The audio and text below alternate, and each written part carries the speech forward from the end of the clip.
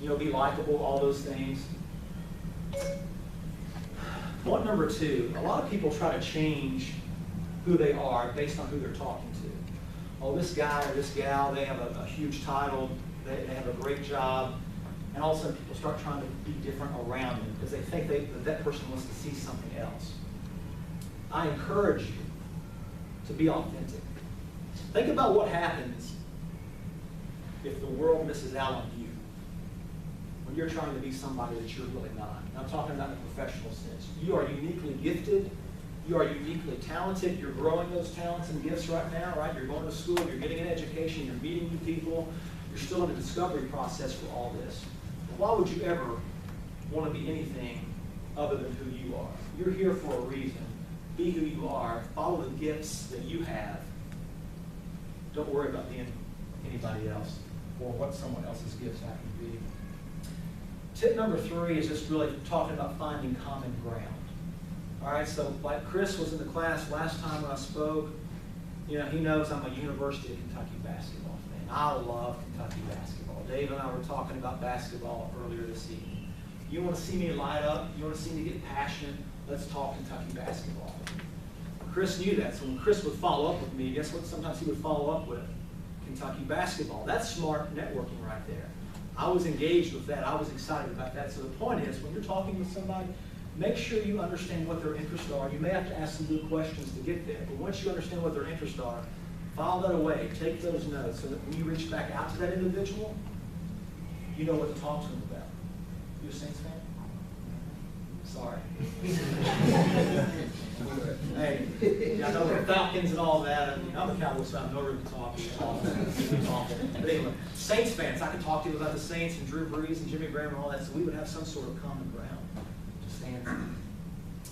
Number 4. Hopefully, I've demonstrated this to you tonight. A few of the stories that I shared, but you must communicate. So here's what will happen tonight. You guys, when you leave here tonight, a few of you will grab a business card from me, and that's cool. And then a lesser percentage will reach out to me afterwards with some questions or thoughts, like Chris was one of those guys, and there was a few other students from the last time as well that will want to reach out and connect. And I'm happy to connect with you, whether it's on LinkedIn or whatever else. But that communication has to be consistent, right? Not every day. It doesn't have to be every day. But every so often, you need to be reaching out. That's what Chris is doing right now. Chris and I are developing a bond, a friendship, a connection, because he's making an effort to connect with me on a consistent basis. So communication is key. Lazy networkers will walk away from an encounter and never do anything with it. Good networkers are going to say, hey, how can I stay in touch with this person and that person? Think about that. LinkedIn, show of hands, who's on LinkedIn? So it looks like about 80% roughly. All right, so that's good. I would encourage everyone to be on LinkedIn. As it relates to networking tools in your professional career development, there's no better site.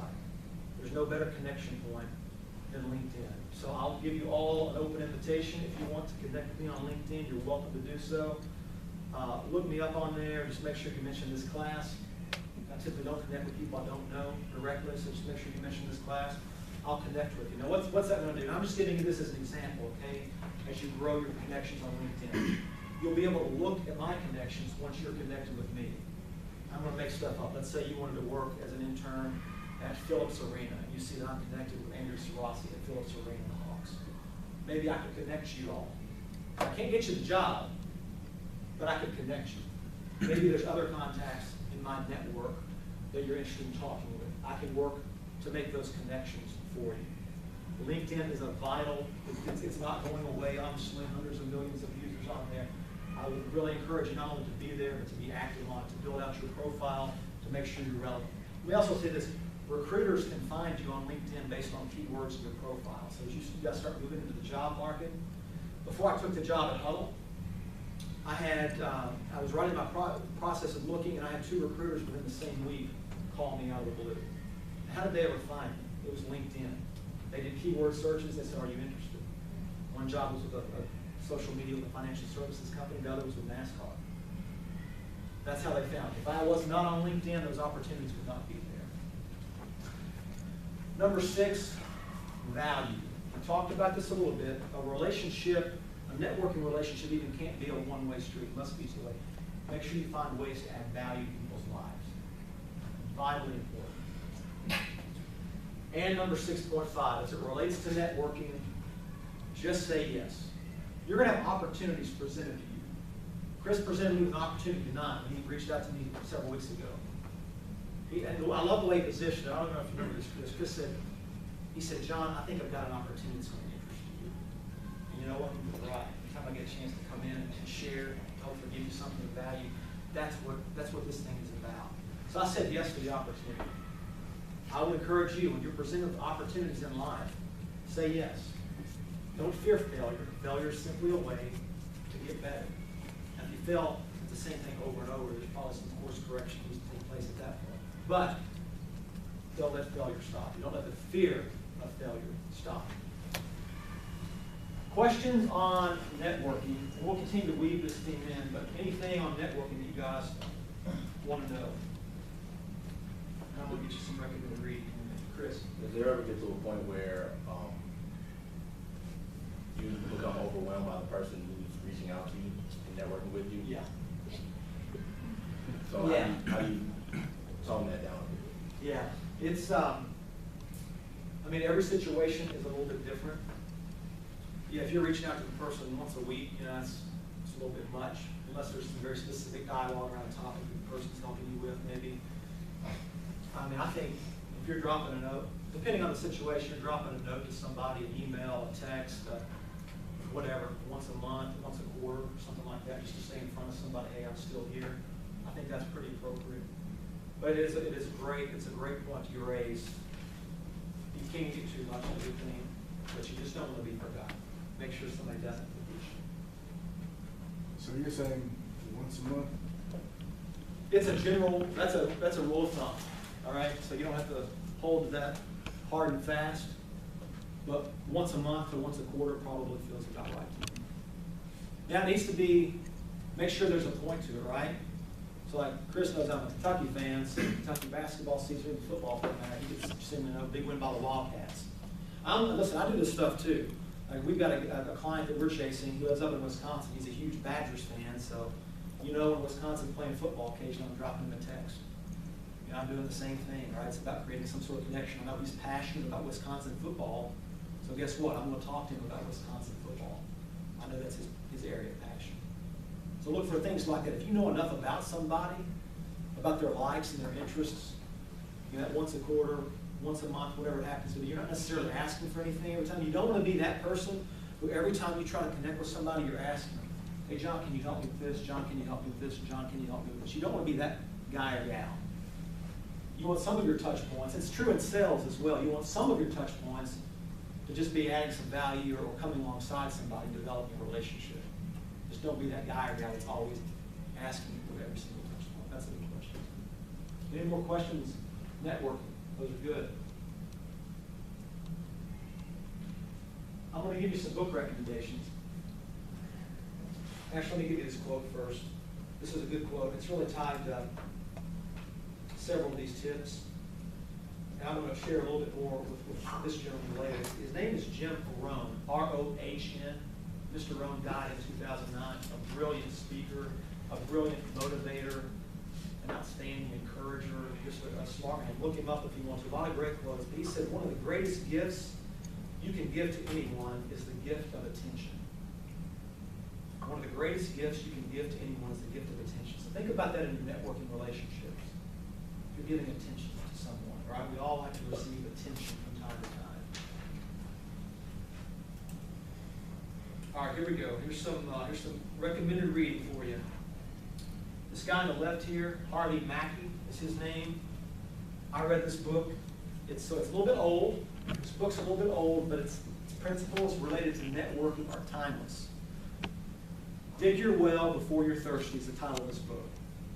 Dig your well before you're thirsty. I encourage you to go out, pick it up. I'm sure it's pretty cheap at this point. Timeless principles related to networking. The guy in the center, his name is Keith Ferrazzi. Keith Ferrazzi, he wrote a great networking book called Never Eat Alone. Never Eat Alone. And then the gentleman on the right is from Charlotte, North Carolina, a guy named Jeffrey Gitomer. And he wrote the Little Black Book of Networking. And And it really is a little black book, but amazing, amazing content in there. So if you're interested in learning more about the subject, these are 3 of the best books that I have read on that subject. I would encourage you because if you're interested in learning more on the topic. I told you I'd give you more Jim Rohn. Here's another one of his. Miss a meal if you have to, but never miss a book. I know you guys are students. You're like, John, we get enough reading. I understand. But as you continue to grow and develop, miss a meal if you have to, but never miss a book. All right, we're going to transition into the 3rd phase of our discussion tonight. And I want to talk to you a little bit about branding. I think when we think about branding, we typically think of companies. All right, so this next portion of the program is participatory. So I need you guys to help me out. I'm going to show a few logos on the screen here. There's no right answer. There's no wrong answer. I just want you to yell out to tell me words or phrases that come to mind when you see the brand. It can be positive or negative. I really don't care.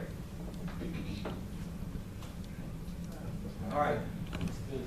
Apple, expensive. What else? Technology, good.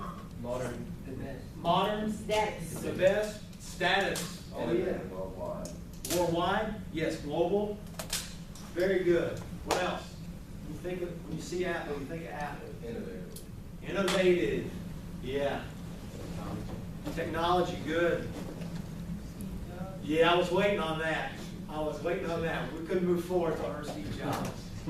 Yeah, very good. All right, so pretty positive. There's nothing negative there. Any negatives on Apple? Whoa, hold on now. Terrible battery, expensive. What else? Chargers break fast. So there's some negatives. Hardware is not very.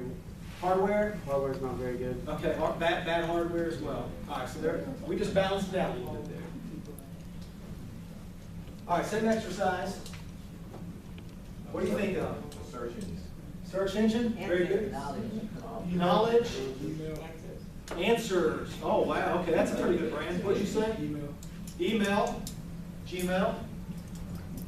What else? Everything. Everything. All right, most that's positive. What, any negatives on Google? Think they're watching you? I'm sure they are, but Yeah, that's true. Huh? You just need answers and you're good. They take whatever information they want. Just give you the answer. Anything else negative on Google? I'm interested to see what, so these first two, by the way, Apple, according to Forbes, the #1 brand in the world. Google, #5 brand in the world. You can look it up. Forbes produces this list every single year. They'll tell you their formula for doing it. This next one I'm going to show you is not the top brand in the world. So I'm curious to hear your perspective on that. overpriced. Everything technology? Geek Squad. Geek Squad? Overpriced. Overpriced. Good. What else? Positive and negative. Bad customer service. Bad customer service. You don't want that reputation. What else? Anything else? Anything? You good? Anybody heard of Circuit City? Yeah. Okay. They're Right. original. Right? They were the original, sort of. They don't exist anymore, right? So my prediction is they won't exist for more than maybe 5 years. I may be wrong. They're going to have a reinvention, which they've been trying to do rather consistently. It's my guess they won't be able to succeed. It just talks about, sort of evolution of companies and what you can do to succeed. All right, so good, healthy exercise. So now we're going to transition. We've looked at companies as brands, which I think is pretty normal thinking for most of us. Now we want to go to thinking about individuals as brands. So I'm going to show you a few pictures here. Again, same thing, positive and negative, no right or wrong answer. Just share with me what you think.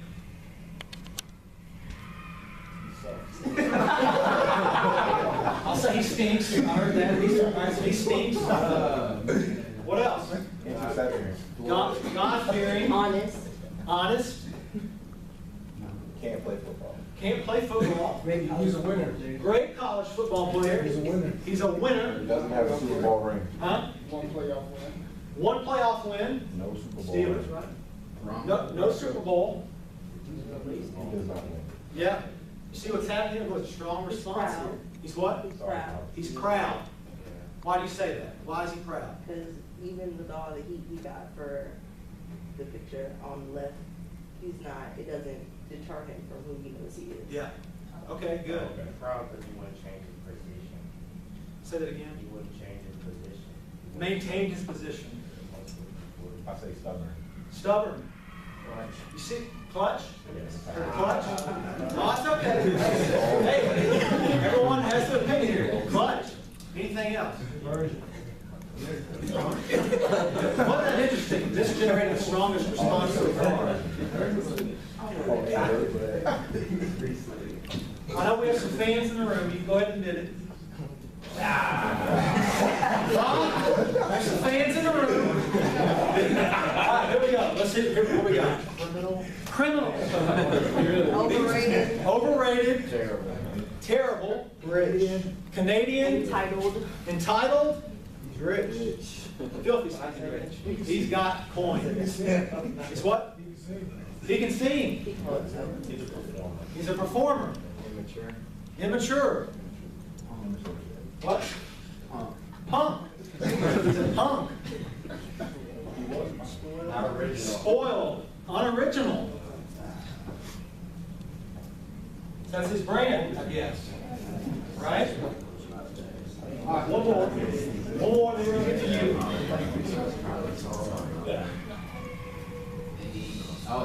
My wife. Somebody's wife. All right, I heard that. Over-celebrated. Over-celebrated. He's a great performer. Great performer. Good. That's since Michael. Keep them coming. Glorified. What? Glorified. Glorified? Perfect. We have perfection. What else? A liar. A liar? He had it. Listen, we have opinions in the room, right? What else?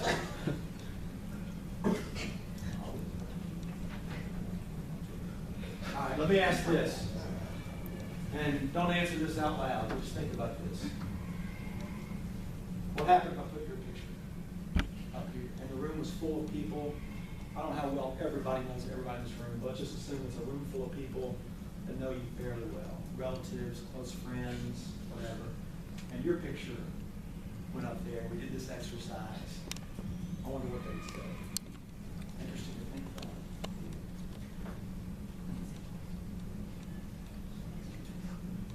When you think about a brand, when you think about, I want to talk about your brand for a minute, your brand you.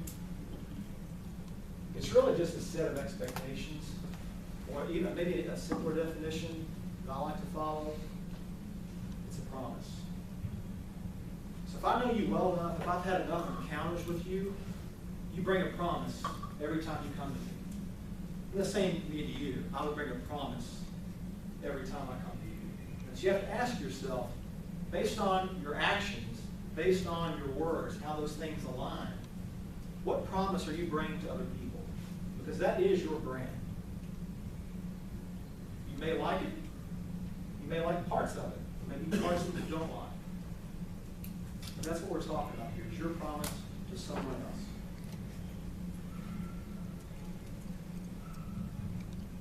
I also want to share with you here, and this is really important, whatever your brand is today, it doesn't mean it has to stay there. That's positive. If you have a great brand right now, you may say, I've got it made. No, you don't. You've done a great job building a great brand. But we can all point to various athletes, performers, entertainers who have had a great brand for a while. We just maybe actually look at some of those. It just takes one incident. What about Ray Rice? Didn't he have a decent brand before all this had happened? One horrible, horrible moment in his life has changed everything. His brand will probably never be the same because of his error of judgment. I'll put it that light, of course. That's right, you got cut. You define what you want your brand to be. Nobody else defines that for you. Okay, I want to make that abundantly clear. You define your brand, Nobody else does. Now, it's defined based on your actions, based on the words that you speak, based on the way